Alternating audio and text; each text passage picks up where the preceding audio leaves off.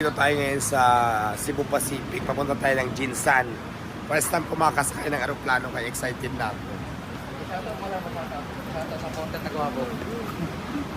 Shout out daw sa porter.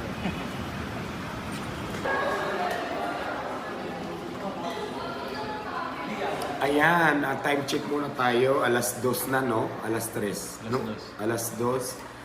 So, nandito kami sa airport ngayon, sa domestic airport.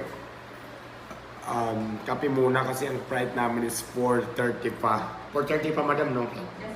Oh, so, waiting muna. Kape-kape muna tayo. Excited na ako.